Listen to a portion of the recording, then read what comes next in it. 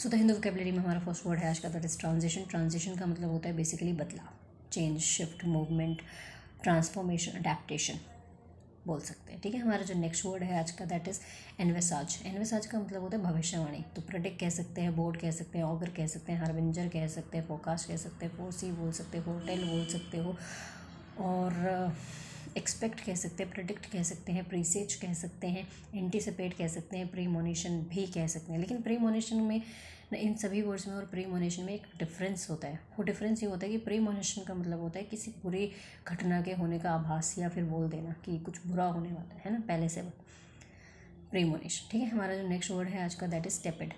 Tepid का मतलब होता है शोइंग नो इंटरेस्ट और लैक ऑफ एंथुजियाज्म। ठीक है, तो इसके लिए ल्यूकवार्म कह सकते हैं, पैसिव कह सकते हैं, बस पड़े हुए हैं, काउच पोटैटो कह सकते हैं, बस चिप्स खा रहे हैं, कुछ नहीं कर रहे हैं।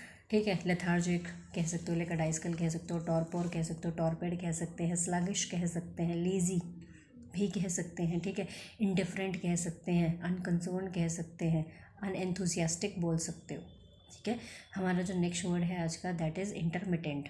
इंटरमिटेंट का मतलब होता है कि कोई चीज़ रुक रुक के चल रही है। मान लीजिए आपने आज मॉक टेस्ट दे लिया, आज के बाद 10 दिन के बाद देंगे, आज वोकेबलरी देख ली, अब 3-4 दिन के बाद देखेंगे। ठीक है, इंटरमिटेंट, रुक रुक के।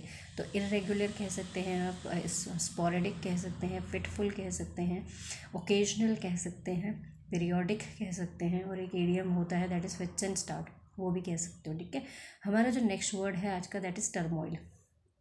टर्मोइल का मतलब होता है a great state of disturbance और कन्फ्यूजन और अनसर्टेनिटी। ठीक है, हमारा इसके लिए हम बोल सकते हैं अपहीवल बोल सकते हैं, टुमुल्ट कह सकते हैं, कॉमोशन कह सकते हैं, फस कह सकते हैं, कंडंड्रम कह सकते हैं, नॉइजी कह सकते हैं, डिसऑर्डर कह सकते हैं, डिस्टर्बेंस कह सकते हैं, पर्टर्बेंस कह सकते हैं, बेडलाम बोल सकते हैं, मेहम कह सकते हैं, पेंडेमोनियम कह सकते हैं, एकदम मच्छी बाजार बना हुआ है, एनिग्मा बोल सकते हैं। ठीक है, हमारा जो नेक्स्ट वर्ड है आज का दैट इज़ रॉयल्ड।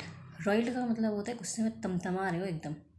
ठीक है, तो कंटैक्टरस कह सकते हैं, राइल्ड कह सकते हैं, टेस्टीनेस कह सकते हैं, पेटिशनेस कह सकते हैं, पीविशनेस कह सकते हैं, और एंग्री तो बोल ही सकते हैं, सबको पता है। अनॉयड कह सकते हैं आप इसके लिए जो है, और एंगर बोल सकते हैं।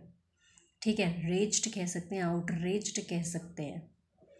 ओके, हमारा इन्फ्यूरिएटेड बोल सकते हो आप इसके लिए। ओके, हमारा जो नेक्स्ट वर्ड है आज का दैट इज़ ईडियम है आज का, that is set the cat among the pigeons या put the cat among the pigeons.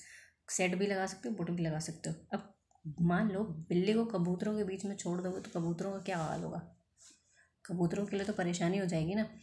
तो set the cat among the pigeons, इसका मतलब ही यही होता है बेसिकली कुछ चीज़ ऐसी कहना या करना जिसकी वजह से कोई प्रॉब्लम या फिर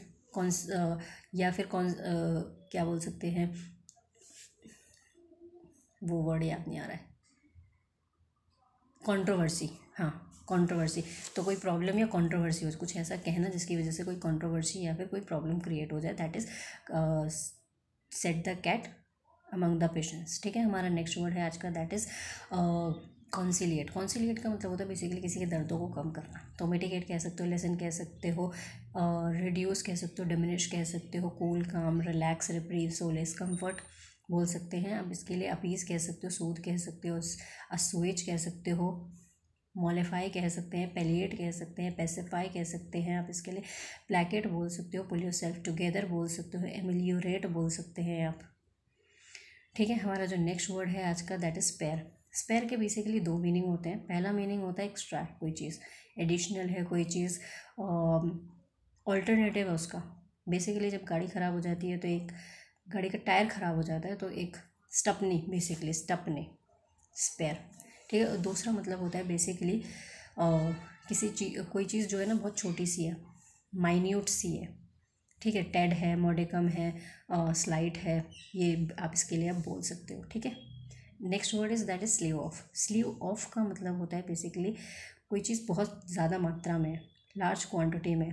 तो आप इसके लिए प्लेथोरा बोल सकते हो, प्लेंटीफुल कह सकते हैं, बाउंटीफुल कह सकते हैं, कॉपियस कह सकते हैं। आप इसके लिए एम्पल बोल सकते हो।